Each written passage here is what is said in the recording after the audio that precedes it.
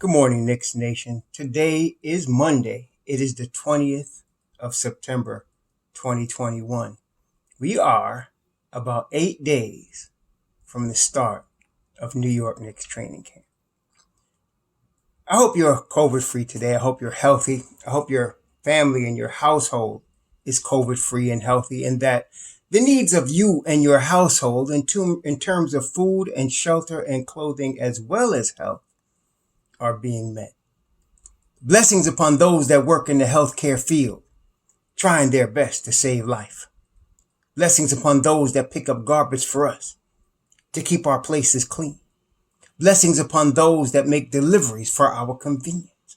Double blessings on those trying to deliver boys and girls, men and women and children, teenagers and adults from prostitution, child prostitution, pornography, child pornography, sex slave operations, human trafficking, pedophilia, and child molestation. Blessings upon those trying to help these innocent ones caught up in bad situations, and curses upon those that support these terrible situations and industries. Finally, blessings upon the homeless. 600,000 people, and the numbers are growing in the United States, including men, women, children, families, and veterans.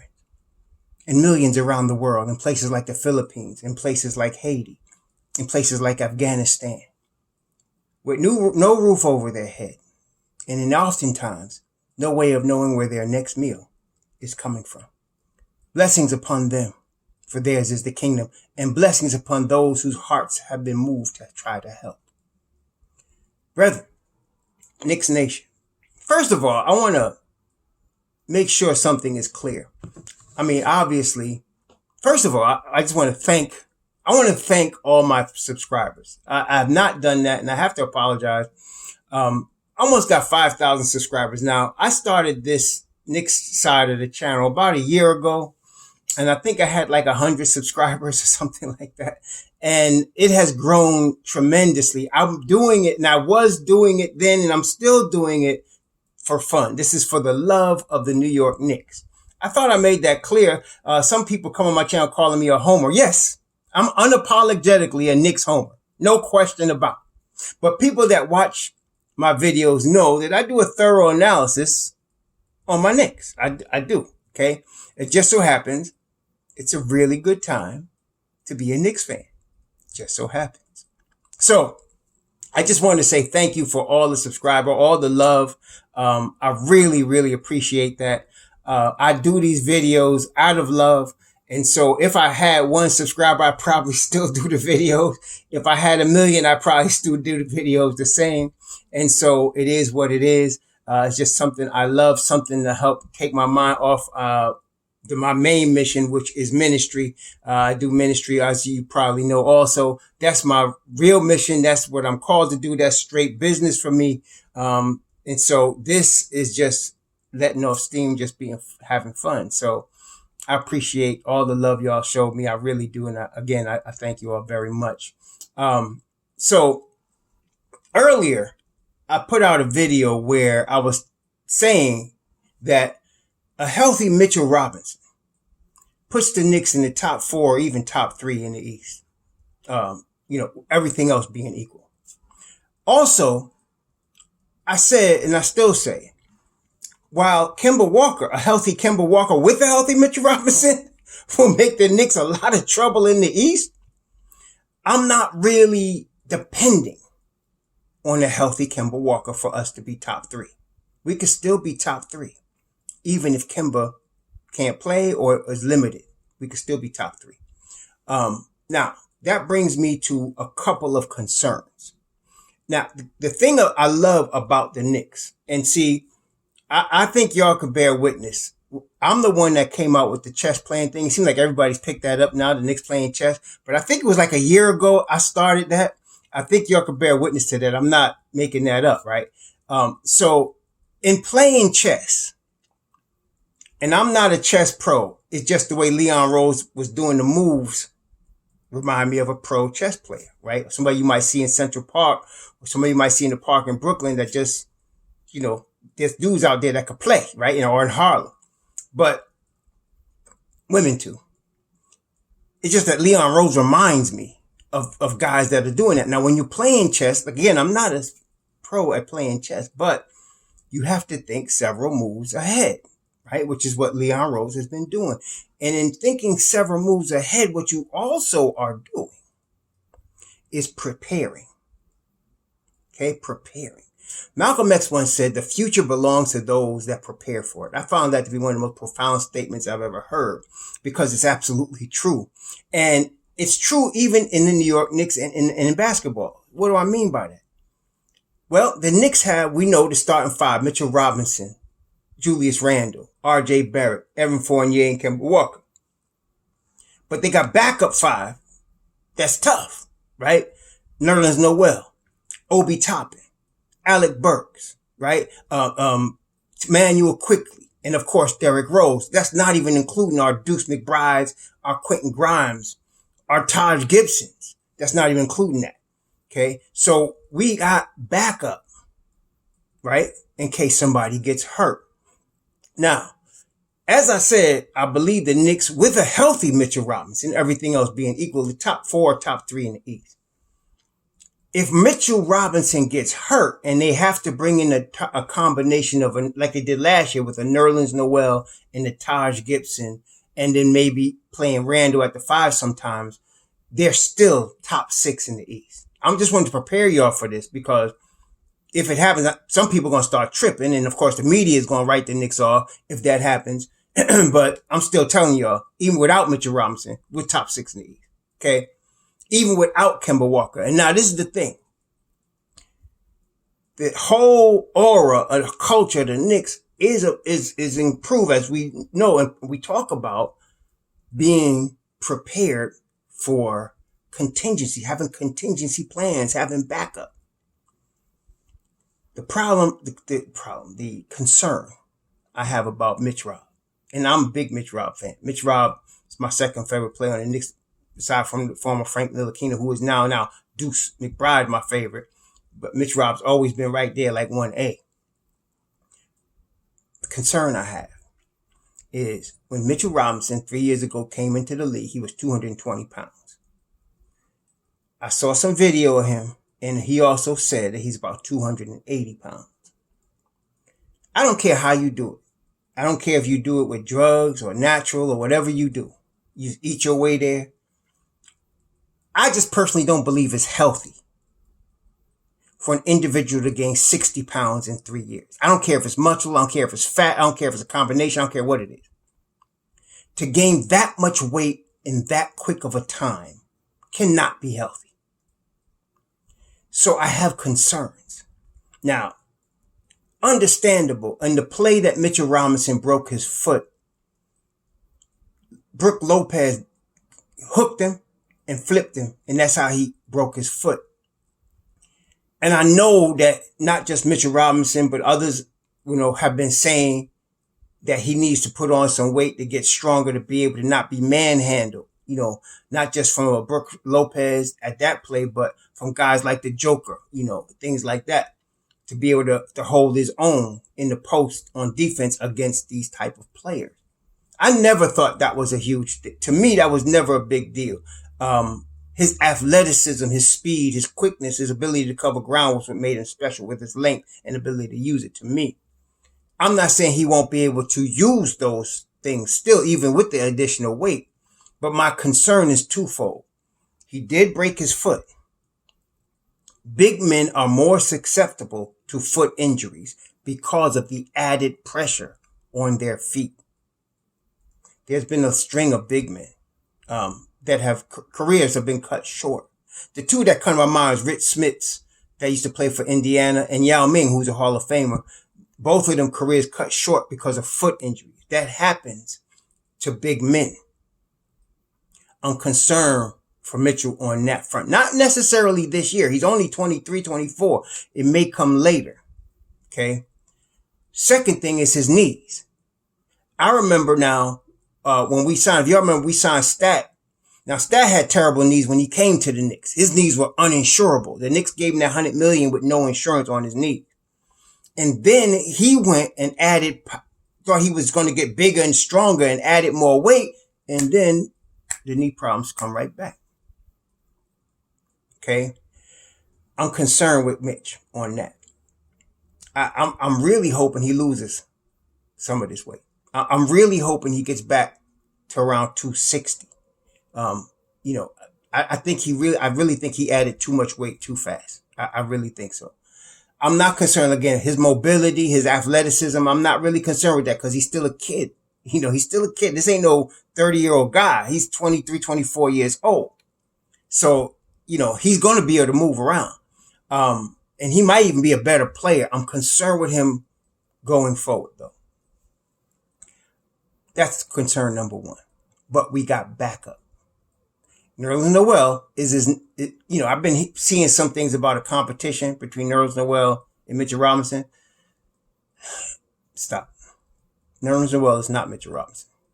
He's just not. And I'm trying to tell you, Nerlens Noel is a really good, obviously. I thought he should have been all NBA second team defense last year. He's a really good defender. Has no hands, right? Very limited offensively. Sometimes gets beat down the court. That had happened to him a couple of times, but not the rebounder that Mitchell Robinson is. And he's a great shot blocker, Nerlens Noel, but Mitchell Robinson's even better. Okay. Mitchell Robinson's hands are tremendous. He really catches really bad passes, oftentimes turning them into dunks. Unbelievable. Okay. Plus he runs the floor.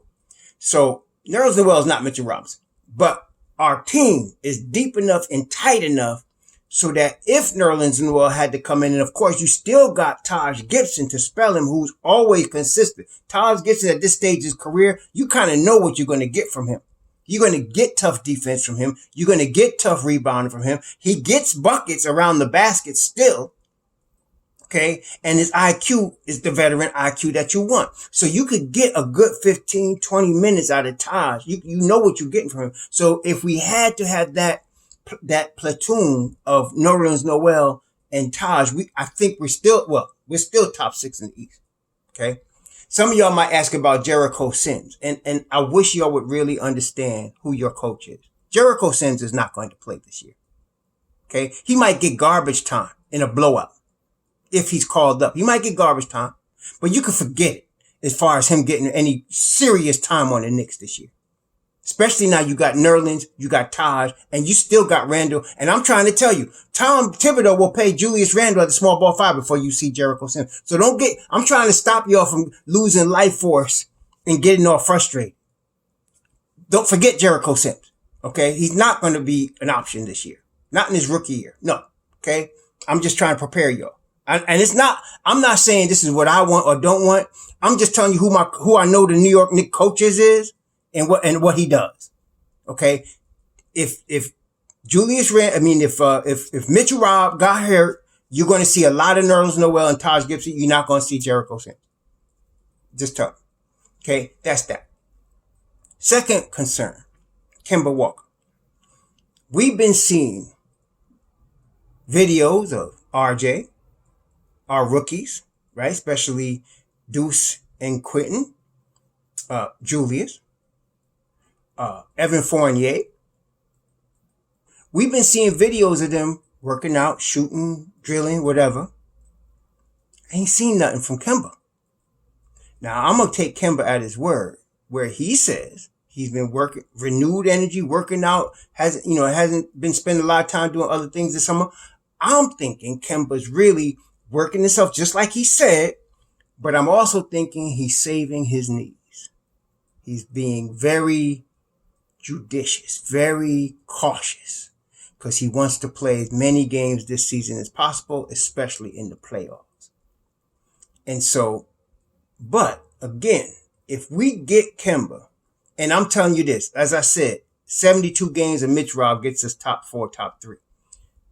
Give me 65 games of Kemba Walker starting. If I can get him for 65 games, playing Kemba Walker way, top 4, top 3 in the East still. But if we don't have him, as you saw last summer, Tom Thibodeau is coaching up Emmanuel Quickley as the backup point guard. Now, I believe Deuce McBride is the better point guard.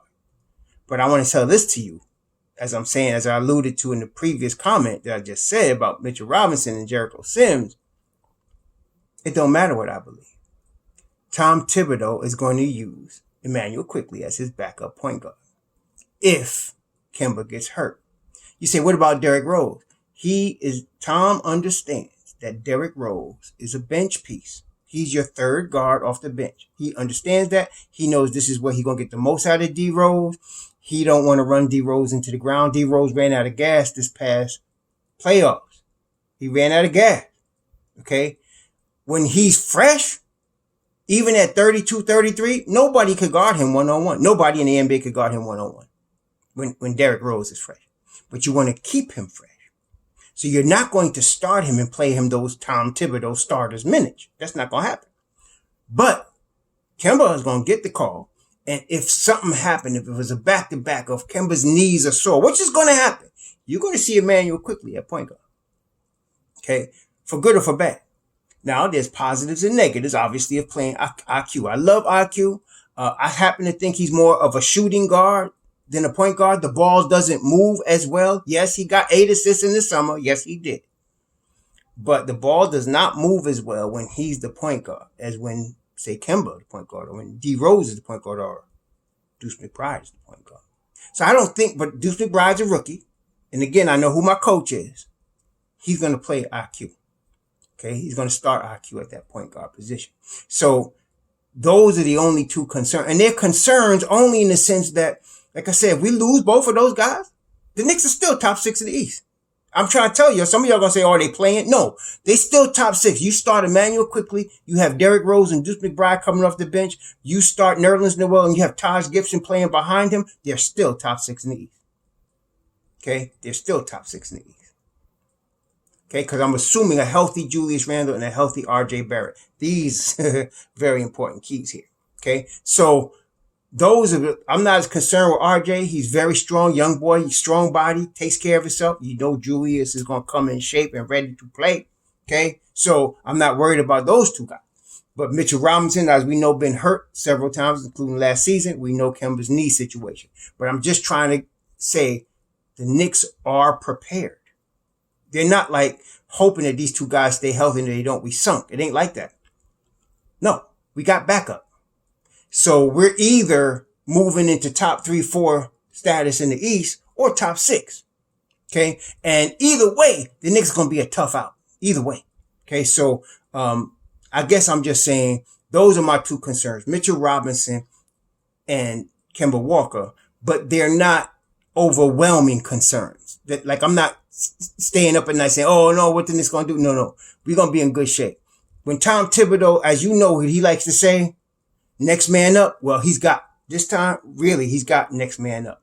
Nerlens, Taj, IQ, D Rose, and Deuce. He's got next man up behind him. He's still got next man up. Okay. Some of y'all are going to ask me about Vildoza. I want to see Vildoza make the team. And that's what he's doing right now. He's on some of y'all was talking about Frank Ntilikina on a training camp. Frank Ntilikina got a guaranteed contract. His second year is a team option, but his first year is a guaranteed money. Somebody else is going on Dallas. It's not going to be Frank. Well, but that's not Luka Vildoza's situation. His contract is only guaranteed after the first game of the season. And he's battling Dwayne Bacon to see if he can make the team. Period. Now, they say his foot was hurt or whatever. That's why he played so bad in the summer. Okay. Training camp is going to be the war. We're going to find out because Dwayne Bacon's coming out of Florida State, baby. I kind of bet on D Bacon myself, but we're going to see what happens. Okay. I don't eat pork, but I'm into Dwayne Bacon. So we're going to see what happens. Okay. Anyway, tell me what y'all think. Again, thank you, all you almost 5,000 subscribers. Thank you all very much. I really appreciate that. We having fun out here. 8 days away from the start of Knicks training camp. Please have a really good Monday. Be safe out there. Shalom.